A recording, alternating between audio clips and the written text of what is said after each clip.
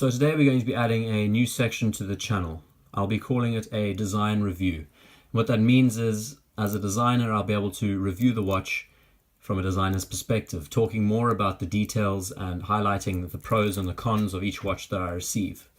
But before we get into it, we are going to look at what the Alpha Daytona came with, because I think that's important and something I didn't cover in the last video. First off, it came in a pouch as opposed to a box, which I really appreciate, because a pouch is something that can be used on a daily basis. It's not something that gets put away in a cupboard and gains dust. This can be very functional and useful, and something else that's important is that it came with a divider. Something that a lot of these pouches don't come with. I know I didn't put it on right, but for the sake of speed, I want to get through this quickly. Being able to have a divider on the pouch allows the watch to sit very comfortably inside the pouch, doesn't make a noise, and the watch doesn't scratch itself while it's being stored. So that's very cool. The next thing it came with is a instruction set and a guarantee card that was located at the back of the pouch. Now, the instruction set's very good, nice and simply written and highlighted, and importantly, there's a caution section at the back which tells you about how to stop the chronograph, never overwind the watch, keep away from magnetic fields and all the rest, which is very good, nicely covered, nicely explained. And then a guarantee card. Wow, I'm being very handy today. I might as well highlight who I got this from. Homage Watches UK, received it off eBay, and if you're based in Europe or in America or in the UK, I highly recommend this page because the delivery was very efficient, it was very nicely done, very fast, no hang-ups or problems, so it always gets a recommendation in my book. The last but not least is the bracelet that the watch came with. Now, the only reason why I didn't use it is because, well, I've had enough experience with hollow end link bracelets and these kinds of bracelets to know what is good and what is not as well made. Now, these by no means are badly made straps. I put this on a rivet bracelet mainly because it's a bit more accurate to its time period, and it fits the watch a lot more. It looks like the watch is sitting on top of a bracelet where it's a little bit different with these. You can see it's still in its packaging, so if you're interested in buying this from me, go by all means, you can buy it from me. Is this camera focusing or not? I think it is. There's a little insignia that's been impressed into the clasp itself. It's got screw pins polished on the sides, which is nice. I did hear from someone that it does have hollow center links, but I can't believe, no, it's definitely solid over there. Okay, lots of places for adjustment, and there's this really interesting, nicely polished, there's a really interesting inscription at the back here that says Asia inoxidable. I'd be very interested in knowing what that is. I think that's got to do with the alloy or the material that they've used for this. I'm definitely going to research that later. I just uncovered it while looking through the strap earlier. Anyway, we are not here for anything else. Let's get into the watch, and I'll keep this nice and abbreviated for you.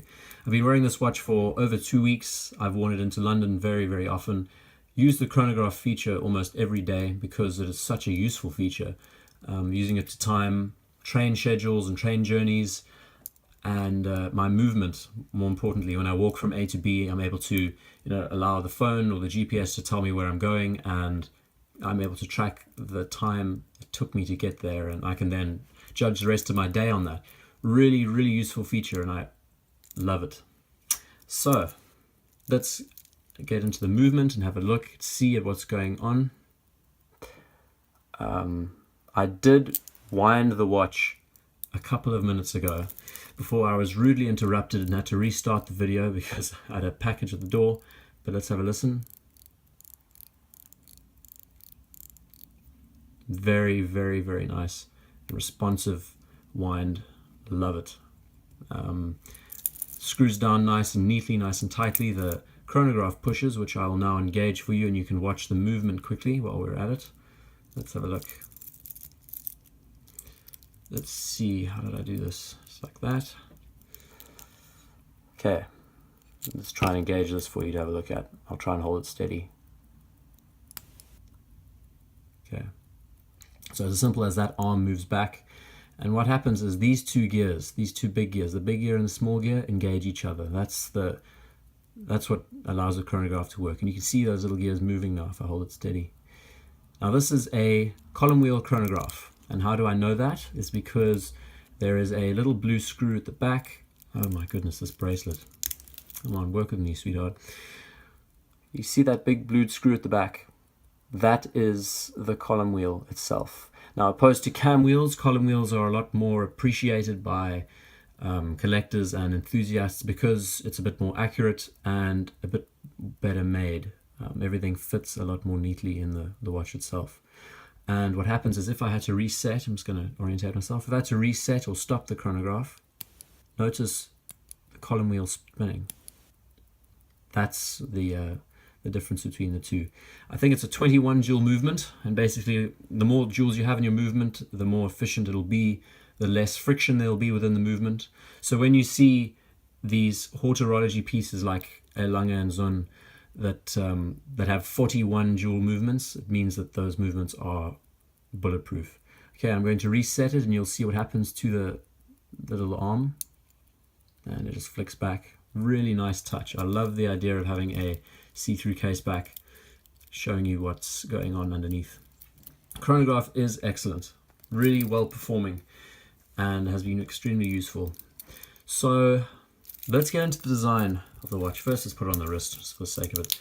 The watch is extremely comfortable, and it goes under the radar, which is something I really appreciate. It doesn't look like a Submariner, and to most people it's just a watch, and that's the way I think these should be. It is so subtle, and it's something you can wear absolutely anywhere, everywhere and anywhere. So, the design review. I'm going to be talking about the dial, which is the most important part of the watch, I would say. Now, what I've found is, and what bothered me the most prior to owning the watch, was whether or not I would think that the watch would be legible, in a sense that I'd be able to differentiate between the chronograph feature and the time feature, which is extremely important. You want to be able to differentiate nice and easy.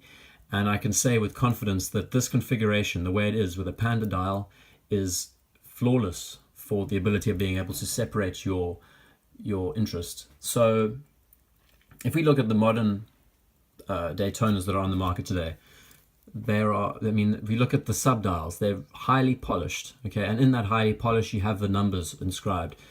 And in most occasions, like now, or if it was in direct sunlight, you wouldn't be able to read the thing because it would be so reflective and blingy.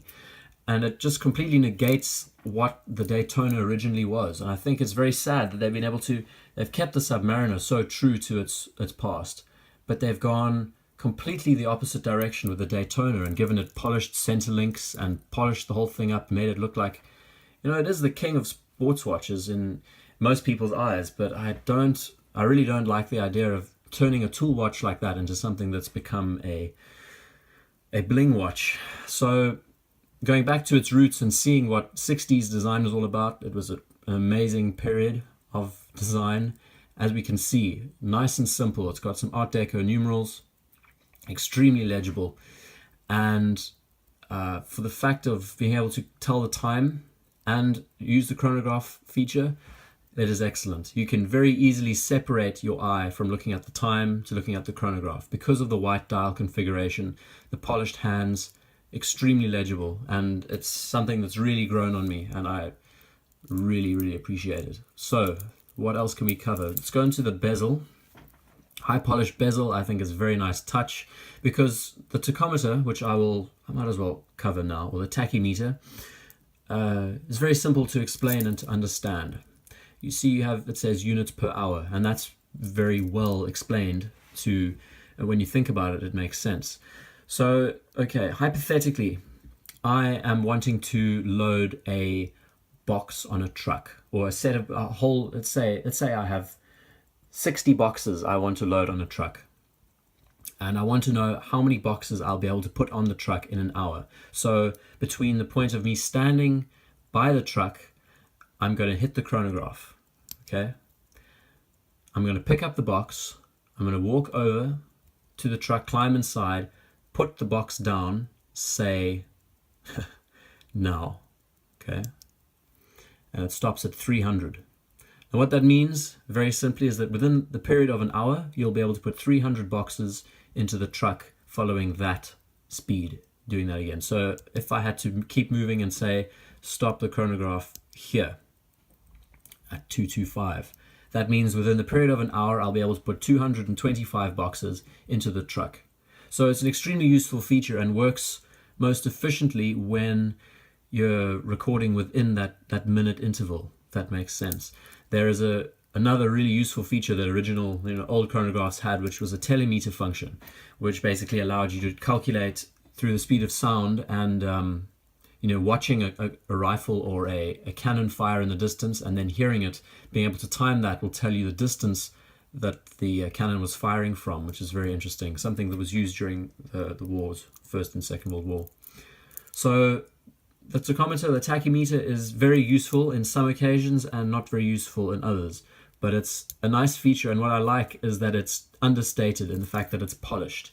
If it was a big black thing around the outside, you would be more inclined to see it and more inclined to probably use it. And it is useful, but in day-to-day life, it's not that useful unless you are wanting to record something of what I've just explained. So being able to have it nice and understated and with a bit of a polish on the edge gives it that little bit of flair, but doesn't blow it and push it in your face. The dial is what really stands out, and I think that's the most important part. So, in summary, I don't want to keep this video going too long.